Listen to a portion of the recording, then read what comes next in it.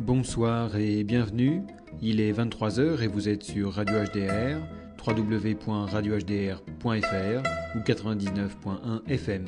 C'est Contrapuntique, l'émission thématique consacrée à la musique classique et contemporaine, chaque premier jeudi du mois.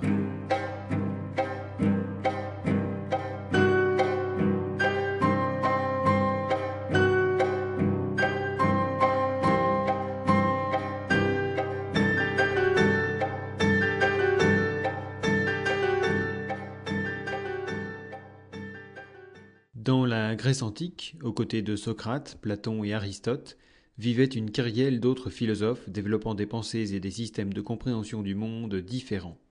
Dans les fragments des 52 livres qui nous sont parvenus jusqu'à aujourd'hui, le philosophe grec Démocrite d'Abdère nous dit ceci.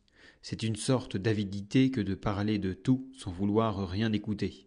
Démocrite, philosophe dit présocratique alors qu'il était strictement contemporain de Socrate et qu'il survécut 30 ans après sa mort, est un oublié de l'histoire de la philosophie occidentale. Père de la tradition philosophique millénaire qu'est le matérialisme, Démocrite nous enseigne. Convention que la couleur, convention que le doux, convention de la mer, une réalité, les atomes et le vide. 2500 ans avant Nietzsche, Démocrite proclamait déjà « Les choses divines sont conçues par la raison humaine ». Nous comprenons aisément que la philosophie occidentale, soumise durant toute cette période à la théologie, voulut ignorer, voire détruire l'œuvre d'un penseur si encombrant. D'ailleurs, Platon lui-même souhaitait un autodafé des livres de son compatriote, considérant Démocrite, avant même l'avènement du christianisme, comme un hérétique. L'histoire est écrite par les vainqueurs, comme l'écrit Robert Brasila, cet écrivain français fusillé en 1945 après sa collaboration avec les nazis. Cette partialité se retrouve également dans l'histoire de la musique, où nombre de musiciens sont méconnus, voire totalement oubliés par la postérité. Ce soir, Contrapuntique rend hommage à ces artistes de talent qui, au gré des événements de l'histoire, furent oubliés.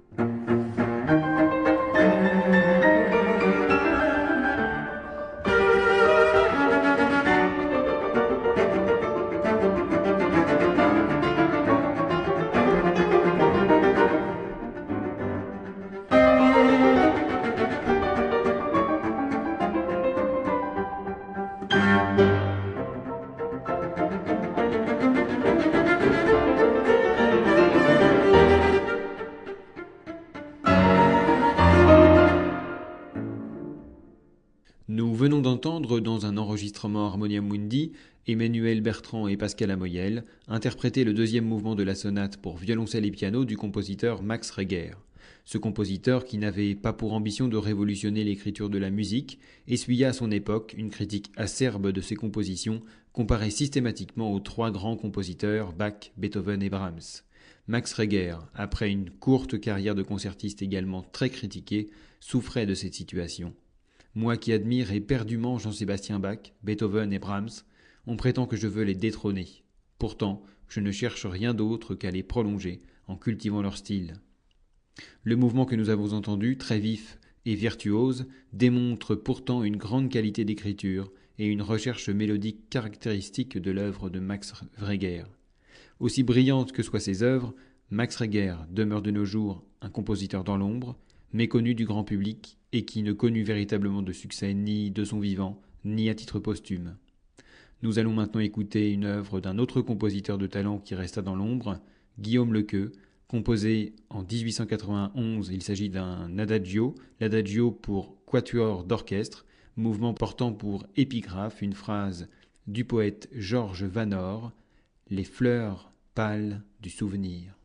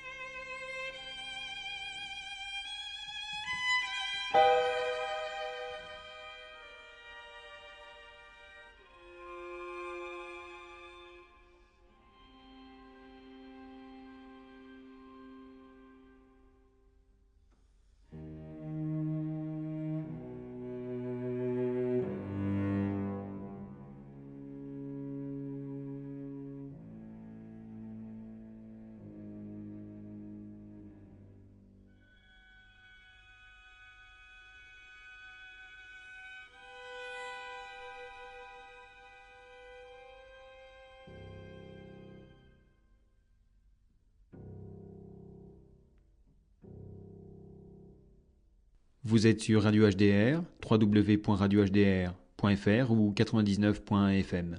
C'est Contrapuntique, l'émission thématique consacrée à la musique classique et contemporaine. Nous venons d'entendre l'Adagio pour quatuor d'orchestre de Guillaume Lequeux, dans une version pour quatuor avec piano par l'ensemble Musique Oblique, dans un enregistrement Harmonia Mundi de 1994. Cette œuvre de Guillaume Lequeux, caractéristique de la fin du romantisme par son aspect émotionnel, ne développe pas véritablement de thème, mais laisse succéder des ambiances, du drame à la mélancolie en passant par la contemplation. Composée en 1891, cette pièce laisse entrevoir la peine ressentie suite à la mort récente de son illustre professeur, César Franck.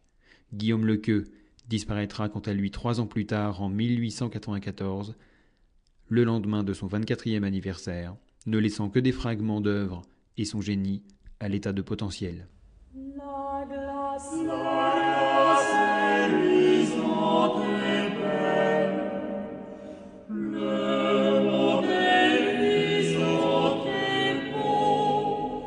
De la glace on tombe, tombe, tombe, tombe en l'eau.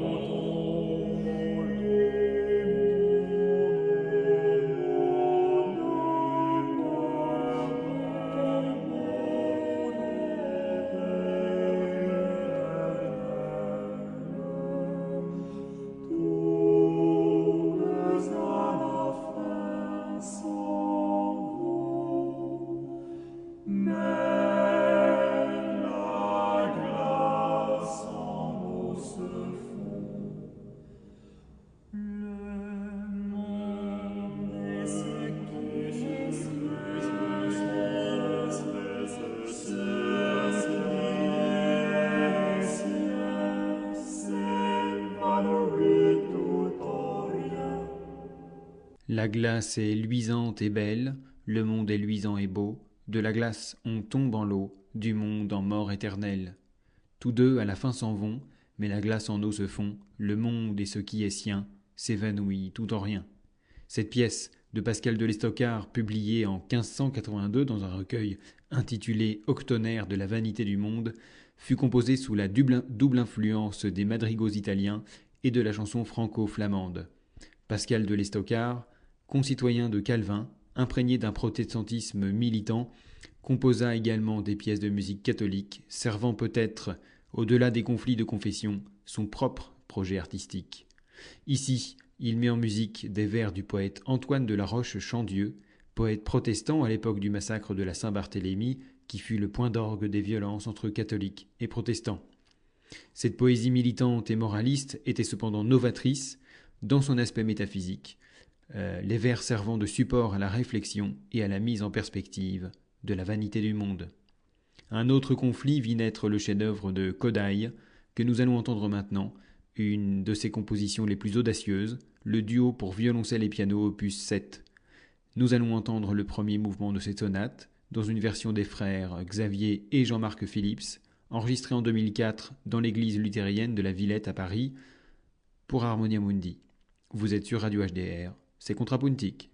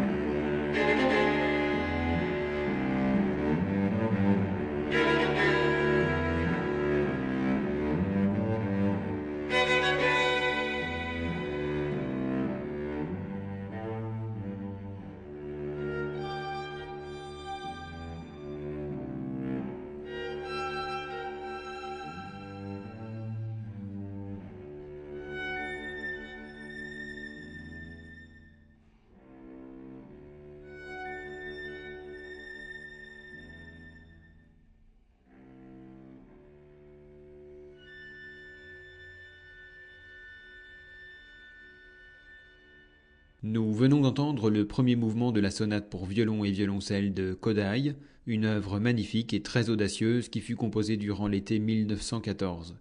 Kodály, alors en vacances dans les Alpes suisses, dut être évacué par camion jusqu'en Autriche suite à la déclaration de guerre. Ce compositeur hongrois, le plus fidèle ami du très célèbre compositeur Béla Bartók, créa, dans ces circonstances tragiques, cette sonate, une œuvre ambiguë où l'on entend à la fois l'exaltation devant la beauté des paysages alpins et le désespoir provoqué par la déclaration de guerre. Zoltán Kodály, qui a appris en autodidacte le violoncelle, est l'auteur d'une œuvre que l'on peut diviser en deux catégories. D'une part, des pièces dites classiques, qui synthétisent l'héritage de la musique occidentale de Bach à Debussy, d'autre part quelques 1500 pièces chorales composées à partir du patrimoine des chansons populaires hongroises. Ce compositeur, qui fut également l'inventeur d'une méthode d'enseignement de la musique, qui fut musicologue, folkloriste et journaliste, traversa le siècle et les péripéties de son histoire, sans jamais se compromettre, en étant respecté par les dirigeants du régime totalitaire de l'amiral Horthy et même du régime nazi. Bien loin de traverser le siècle cette fois, Lily Boulanger fut une compositrice à la sensibilité aiguë, dont le potentiel fut interrompu précocement en 1918, date à laquelle elle disparut à l'âge de 25 ans. Sœur de Nadia Boulanger, qui elle connut une carrière longue et brillante de pédagogue mondialement reconnue, Lily Boulanger composa sa première mélodie à l'âge de 11 ans et fut la première femme à remporter le très convoité prix de Rome.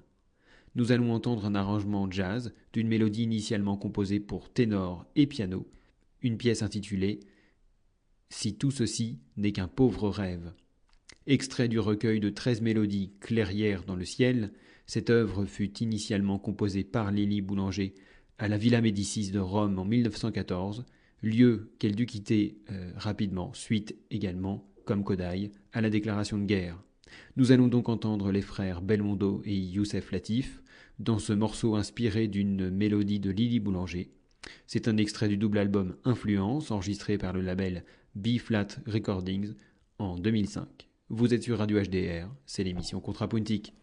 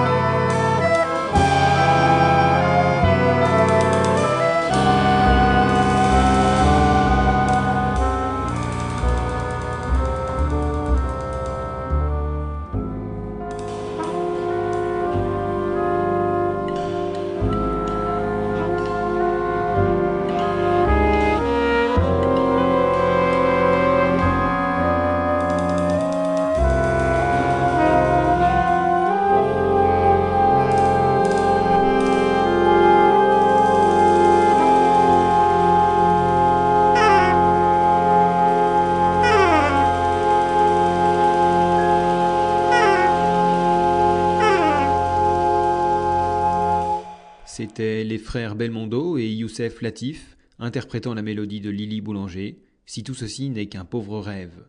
Youssef Latif, sorte de patriarche du jazz, a enregistré cette pièce à l'âge de 85 ans.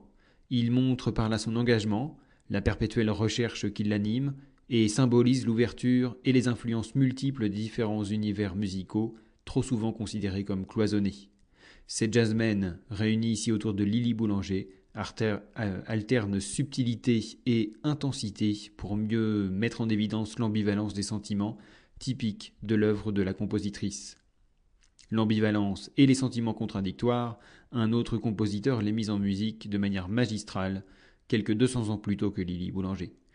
Antonio Caldara, compositeur italien de la fin de la période baroque, auteur d'une œuvre immense par la quantité de ses publications, influença Haydn et Mozart, grâce notamment au mariage entre sa science de l'écriture musicale et la capacité de sa musique à intérioriser des sentiments. Nous allons entendre des extraits de son oratorio Magdalena au pied du Christ, où, conformément au récit biblique, Marie-Madeleine, symbole catholique d'une vie de péché, doit faire le choix entre le bien et le mal.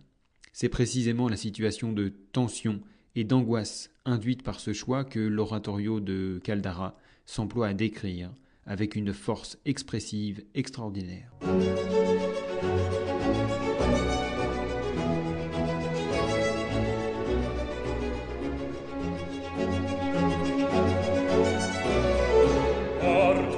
Parti che di virtù il credito splendor scocer non puoi.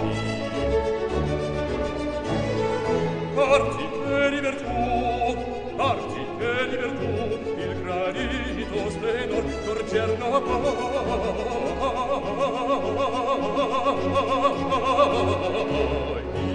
Scorcer non puoi.